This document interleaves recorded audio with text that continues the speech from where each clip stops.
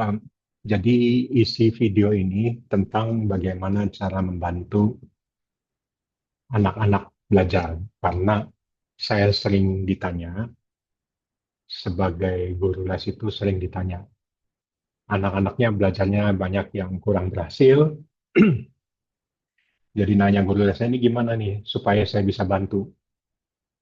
Nah, saya itu dulu, dulu sekali itu kalau ditanya begini, biasanya saya menerangkannya panjang lebar gitu. Ada teori mengenai pendidikan, ada teori psikologi, macam-macam. Cuma dari sudut pandang orang tuanya, mungkin kan dia udah pusing gitu ya. Jadi bilang, oke, Mister C, itu teorinya nanti dulu deh. Saya udah bingung nih, anak saya belajarnya susah sekali. Tolong saya dikasih tahu aja cara yang gampang aja, yang bisa saya kerjakan langsung. Oke, oke. Jadi saya pikir sebentar, terus kemudian oke bisa.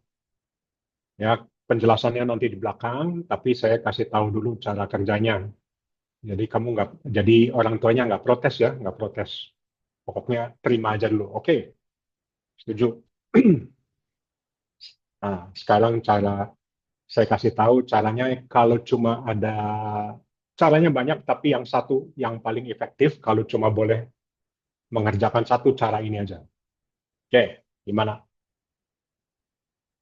Caranya nomor satu agak susah ini. Untuk sebagian orang nggak terlalu susah. Cari tahu siapa teman-teman sekolah anak kita. Kalau bisa tahu nama orang tuanya juga. Nah, terus kita usahakan cari siapa teman-temannya itu yang sifatnya baik, anaknya rajin, terus sekolahnya lumayan pinter. Nah, itu sudah agak susah. Cuma ada beberapa cara sih kalau mau tahu siapa gitu ya, siapa temennya eh, yang pinter gitu. Bisa dilihat dari rankingnya, juga bisa dilihat, bisa kita usahakan undang, misalnya ada acara pesta, kita ulang tahun, atau kita cari alasan aja, kita bikin acara makan-makan snack di rumah, kemudian kita bisa lihat, dan kalau bisa orang tuanya diundang juga. Kalau sudah tahu, yang kedua ini lebih gampang lagi. Usahakan anak yang pinter itu kita undang ke rumah untuk belajar bersama sama anak kita. Nah, kalau ini sangat efektif. Jadi nanti uh, si anak yang pintar itu kan perlu belajar juga sendiri di rumah. Nah, mending kita ya sama aja. Kamu bisa belajar di sini nanti uh, soal apa tuh namanya makan siang bisa ikut sama kita. Gampang kita kasih masakan, snack boleh. Nah, terus kita usahakan dia dan anak-anak mungkin belum nggak usah satu anak, bisa manggil beberapa temannya juga untuk belajar bersama. Ya ada keluar ongkos sih sedikit ya, sedia sedia snack, sedia makanan. Nah, kalau belajarnya sampai malam, sediakan makan. Misalnya mereka ada proyek gitu ya. Nah, itu eh, apa namanya? Kita sediakan masak makan malam.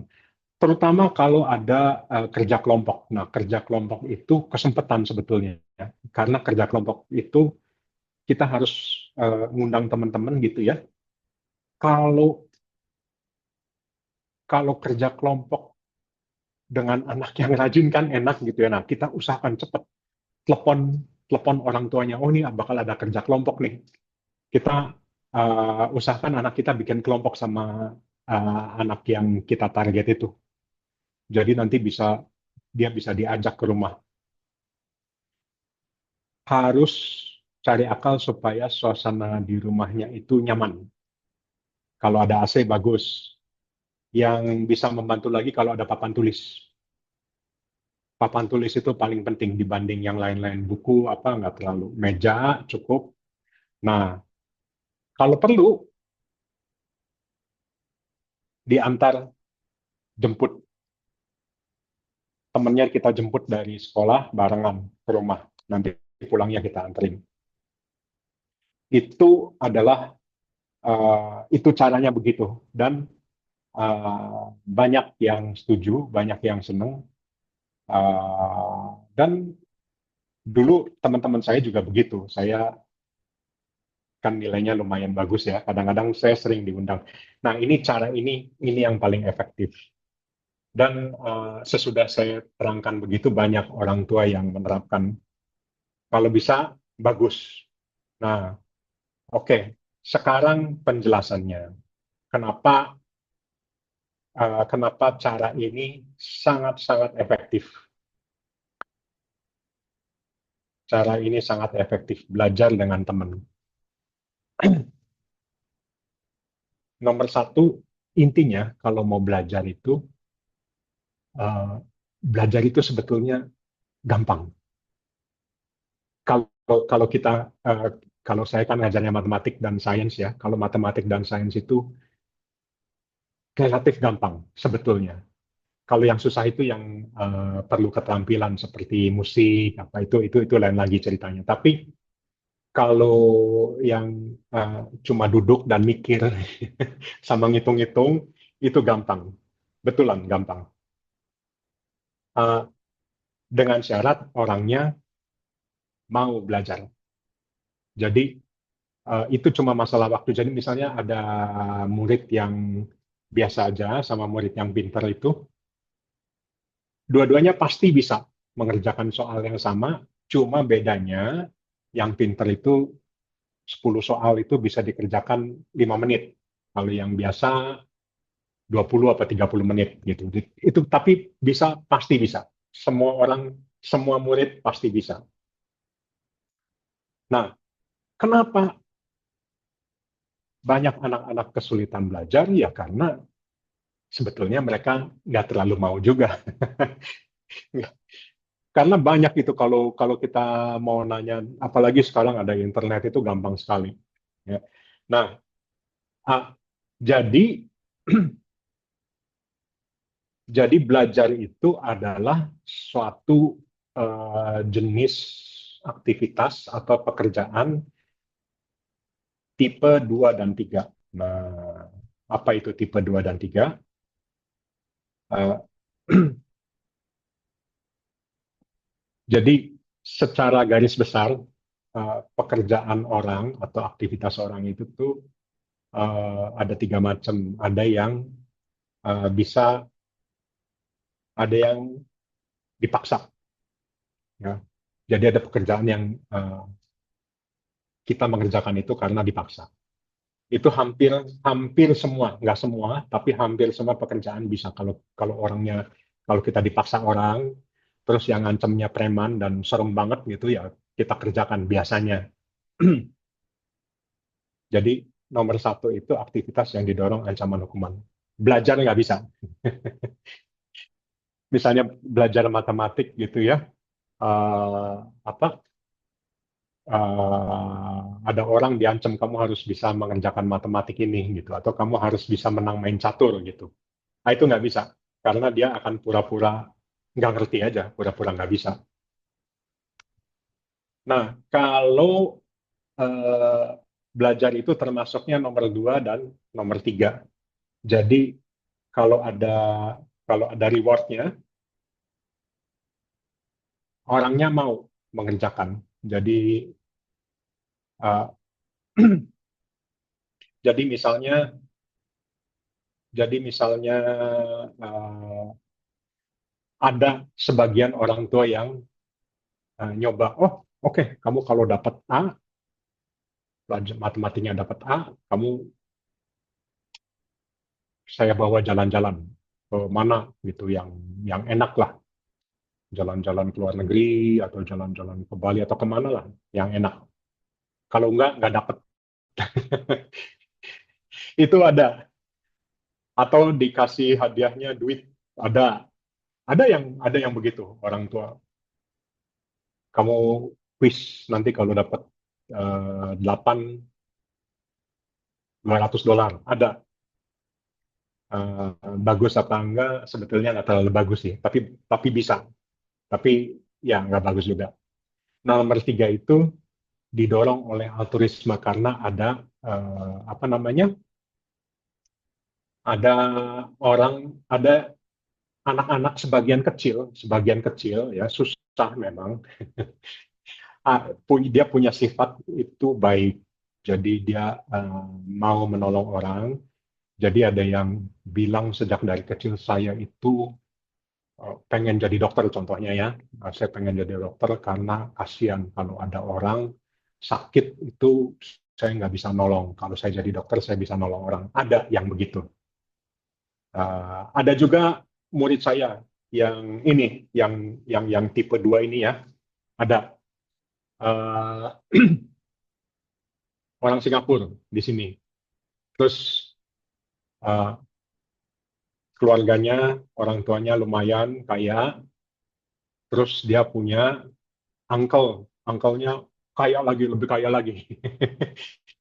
Kerjanya jadi uh, dokter, apa ya namanya, pediatris apa gitu. Jadi yang bagian kaki, apa namanya.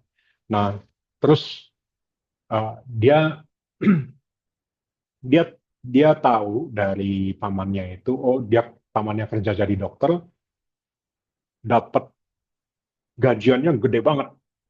Jadi katanya, oh sekali operasi itu, apa, operasi kaki dia dibayar 3.000, ngeganti masang masang apa metal di kaki gitu ya katanya. Nah terus, nah itu padahal cuma setengah jam, sehari itu bisa 2 atau 3 operasi. Wah sehari udah $10.000. Sekarang dolar Singapura berapa, udah 11.000 ya kali. Nah terus jadi dianya, wah saya mau itu.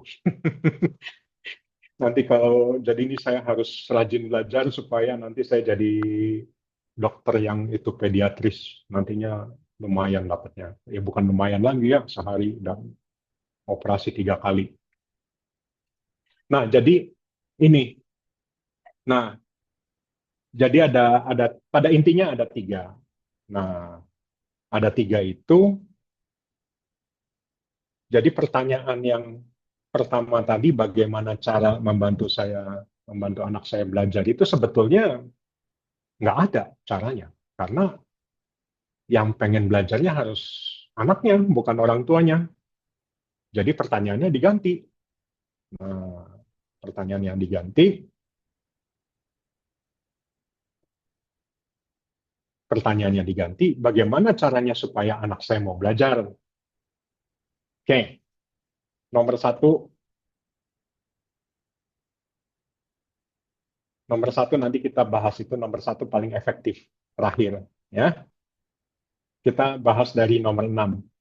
Itu diingatkan untuk belajar. Jadi kita kadang-kadang anak-anak itu kan banyak mainan apa gitu. Nah, terus besok udah mau ujian, besok mau ada tes, masih main-main gitu. Nah, terus kita omongin, kamu jangan main-main dulu, itu masih ada ujian, PR belum selesai. Kerjain aja dulu gitu. Cara ini efektif ya, efektif, tapi nggak terlalu, karena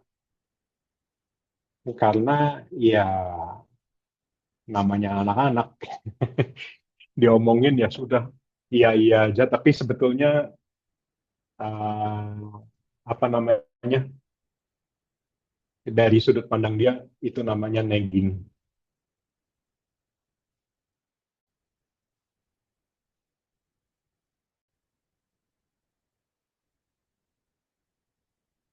Jadi karena belajar itu aktivitas tipe 2 atau tipe 3, pertanyaan yang tadi itu, bagaimana cara membantu anak saya belajar itu, jadi pertanyaan itu jawabannya nggak bisa dong.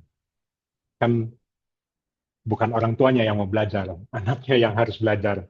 Jadi pertanyaannya dirubah, diganti. Bukan bagaimana cara membantu anak saya belajar, tapi bagaimana caranya supaya anak saya mau belajar. Nah, kalau pertanyaannya itu, jawabannya tetap nggak bisa sebetulnya. Cuma kadang-kadang kalau kita untung bisa, ada caranya ya. Kadang-kadang kita kerjakan sesuatu kita bisa jadi anaknya mau mau belajar gitu. Oke, ada banyak caranya. Saya ketemu 6. Nomor satu paling efektif. Kita buka dari nomor 6 dulu ya. Nomor 6 ini yang paling gampang dan paling tidak efektif. Diingatkan untuk belajar, jadi anaknya itu ada PR nggak dikerja-kerjain, terus uh, terus masih main-main terus, terus diomongin belajar dong, jangan itu, jangan jangan main terus, kan itu PR-nya menurut saya ya nanti ya ya efektif nggak efektif, dijamin nggak efektif. Uh, Kalau sambil itu ngotot ya ngingetinnya sambil ngotot kadang-kadang efektif. Tapi nggak bisa juga tetap. Yang sedikit lebih efektif. Coba nomor 5 apa kira-kira?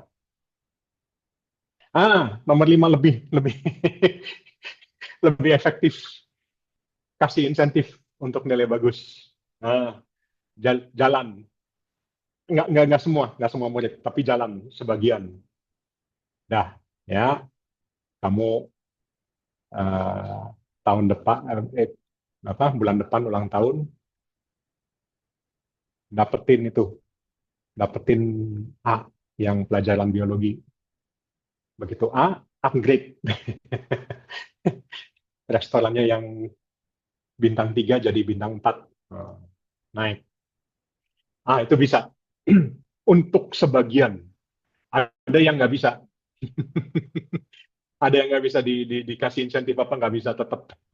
Udah alot ada yang nggak jalan pakai cara itu. Oke, nomor 4. Coba kita lihat. Apa ya saya lupa. Ya, membelikan buku alat bantu pelajaran. Ini sih nggak terlalu mahal kali ya. Alat bantu juga ya nggak efektif juga dibelikan aja lah. Ada buku atau alat-alat yang nggak terlalu mahal juga. Ya kadang-kadang apa tablet gitu ya bisa. Tapi kalau tablet nanti dipakai main juga susah juga. Tapi kalau buku bisa. Papan tulis. Papan tulis itu paling penting, betul. Kalau ada tempat di rumah, memang jadinya kita repot gitu ya. Terus kadang-kadang suka kotor biasanya pada tuh. Tapi betul, itu paling efektif karena anak-anaknya kalau pas lewat pulang dari mana bisa langsung tulis-tulis gitu.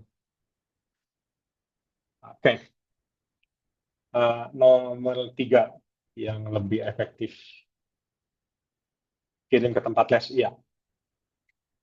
Eh, Kirim ke tempat les, efektifnya kenapa? Karena di ditongkrongin sama bapak gurunya atau sama ibu gurunya, ditongkrongin gitu. Oh, mana? Jadi sebetulnya sebetulnya sih eh, anak-anak itu senang ditungguin, senang. Jadi mereka main-main sendiri tapi asal kita tungguin gitu senang. Cuma ya kalau kalau kalau kalau waktu belajar kita tungguin sebetulnya dia senang juga. Cuma kan kitanya repot ya. Makanya kalau ada guru les sebetulnya efektif. Ya nggak cuma anak-anak juga ya. Kita kan orang tua juga kalau apa sebagai suami atau istri juga kan kalau ditungguin seneng gitu. Wah, hitung ya, apa namanya saya lagi olahraga gitu diantar gitu itu kan seneng. Istri juga kalau oh ini ke pasar diantar gitu ya seneng juga kan. Ah, tapi jadi Jadi dan setiap kali ada soal langsung diberesin, jadi senang anaknya. Jadi apa ya, anaknya langsung powerful gitu. Wow, saya bisa. Nomor dua, ini sangat-sangat efektif. Ini susah juga, lumayan susah. Jadi anaknya eh, anaknya kita usahakan punya suatu cita-cita tertentu, yaitu yang tadi itu, yang murid saya yang mau jadi dokter itu kebetulan rajin.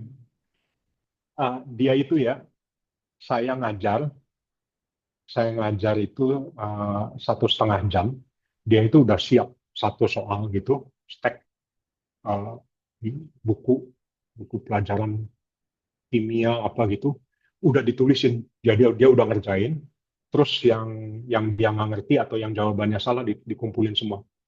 Saya datang itu sebentar, 1,5 jam itu nggak selesai. Ini ambil, ini saya nggak bisa yang ini kita kerjain lagi. Ini capek, tapi betulan efektif. Karena dia udah cita-citanya udah jelas, dia pengen jadi dokter yang apa sekali operasi 4.000. Efektif. Ini nanti saya bikin video sendiri khusus untuk ini. Ini sangat penting nomor dua. Oke, ya. Nah, yang nomor satu, eh, yang satu kalian udah bisa nebak, minta bantuan dari orang lain, ya. Oke. Jadi ini juga efektif karena semua itu kita minta bantuan dari orang lain loh. Ya, mau bikin rumah jangan bikin sendiri. Kalau kita bikin sendiri, kapan selesai? Manggil arsitek, manggil insinyur, terus kontraktor jadi gitu kan. Minta bantuan, kalau kalau bantuan dibantu sama kontraktor ya pasti bisa. Nah, oke. Nah, oke. Jadi kembali lagi saya ulang dari itu, cara membantu anak belajar, jawabannya nggak bisa, jadi pertanyaannya diganti.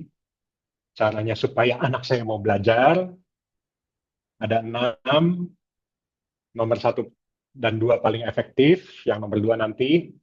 Nah, ini minta bantuan ke orang lain, minta bantuan siapa? Nah, minta bantuannya siapa?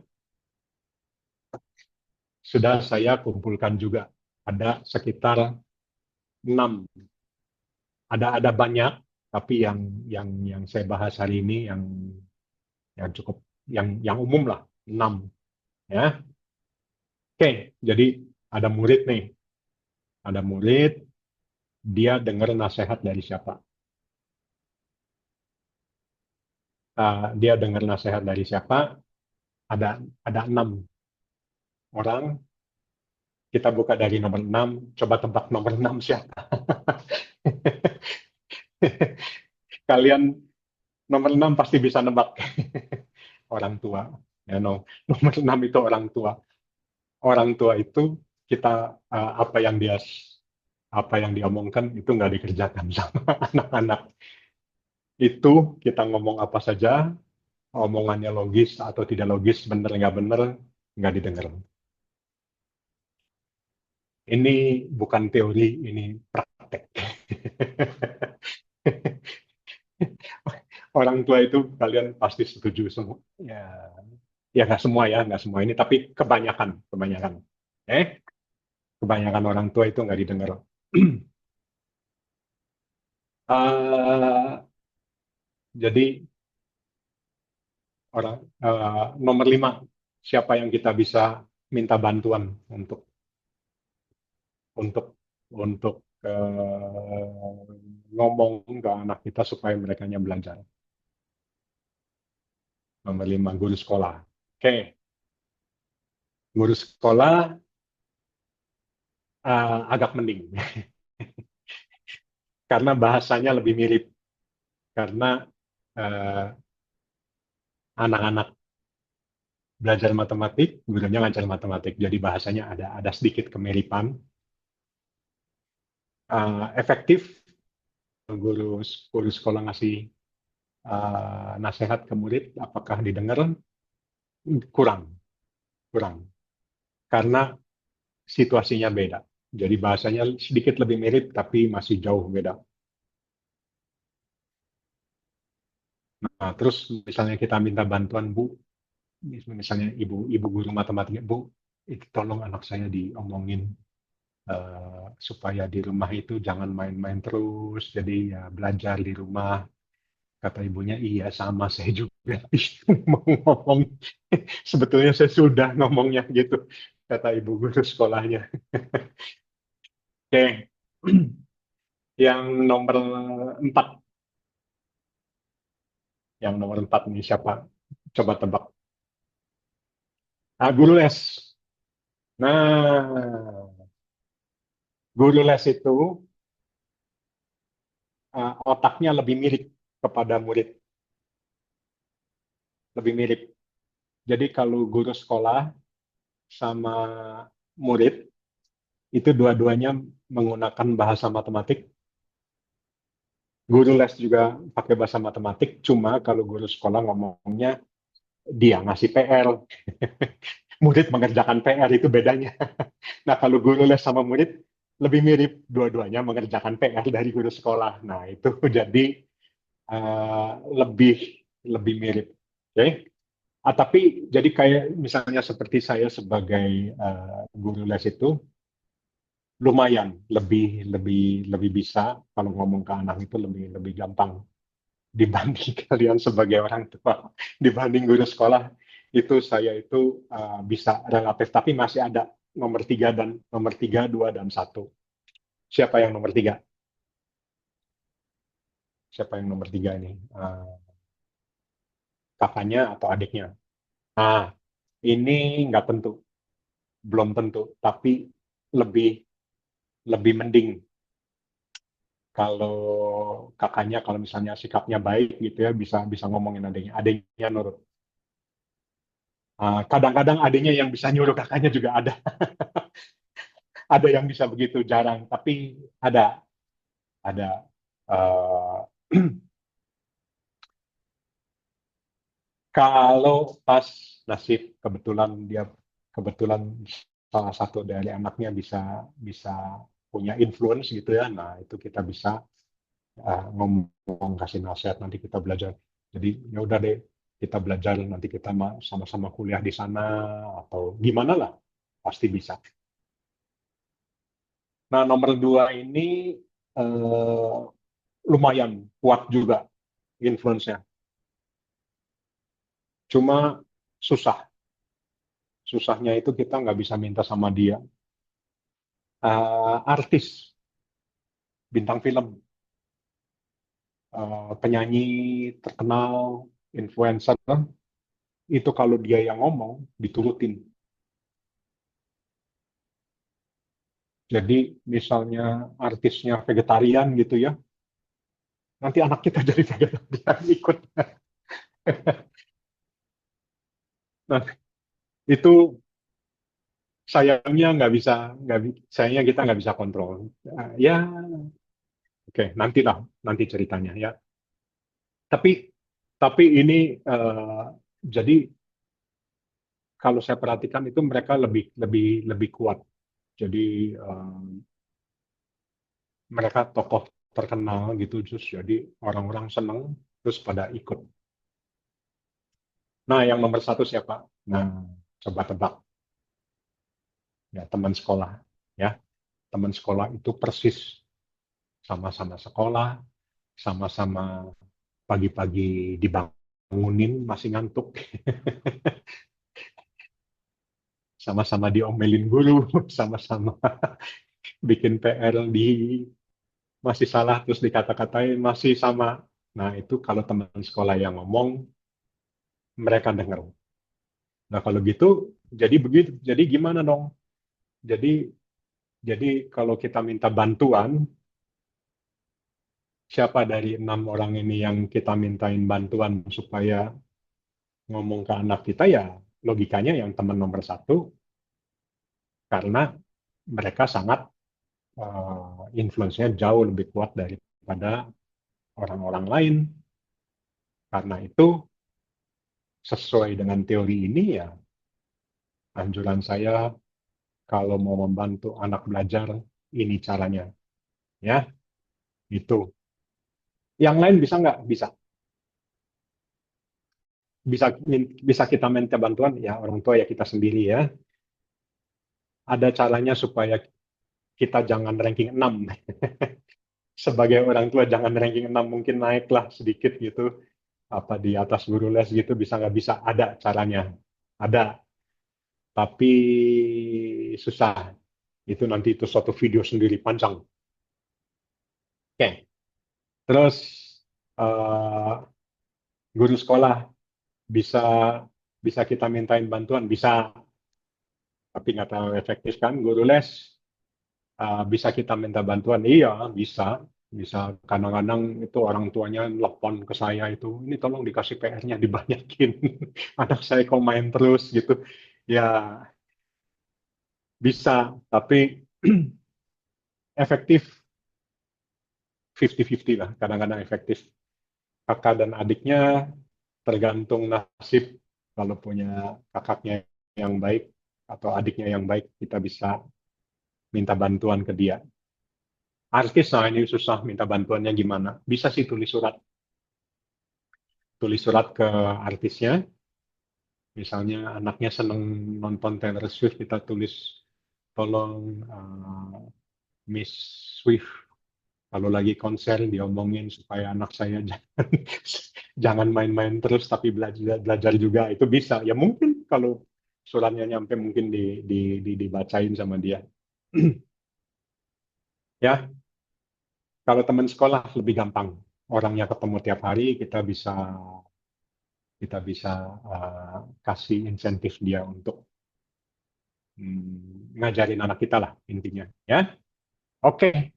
Jadi itu jawaban singkatnya, panjang sebetulnya ya. Tapi yang singkatnya ini, kalau bapak-bapak, ibu-ibu, om dan tante ada yang udahlah saya nggak usah dijelasin, saya dikasih tahu aja caranya. Oke, ini aja. Ini caranya udah. Kalau saya ya, caranya kan banyak. Cuma menurut saya yang paling efektif ini nomor satu, minta bantuan temennya. Kalau mau mendengar penjelasan ya udah tadi berapa menit sih? Ini video udah lumayan lama juga. Ya, jadi silahkan dicoba dan silahkan subscribe video saya. Terus habis video ini untuk menghilangkan stres, saya tambahkan video lagu, bukan buatan saya, buatan AI. Saya bikin pakai AI untuk menenangkan pikiran. Ya, oke, selamat mencoba.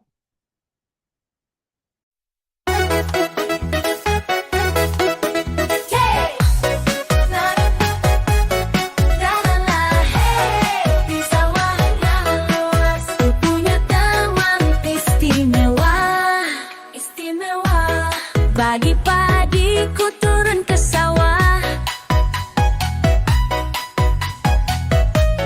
menyalakan traktor kesayangan.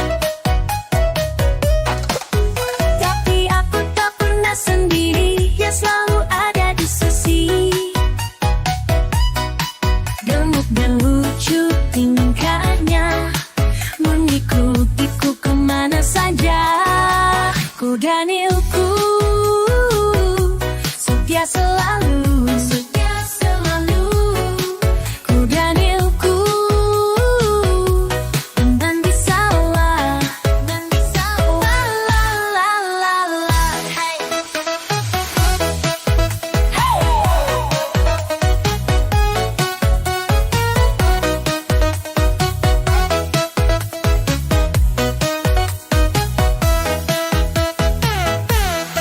Ayah tertawa melihat kami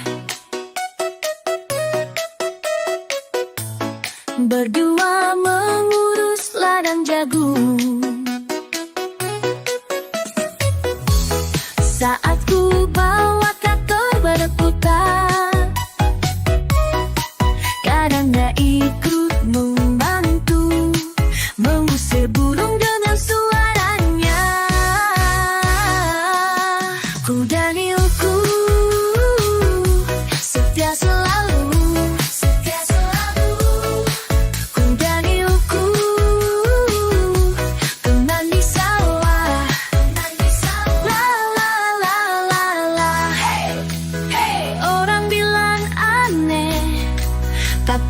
kami tak peduli, yang penting hati senang.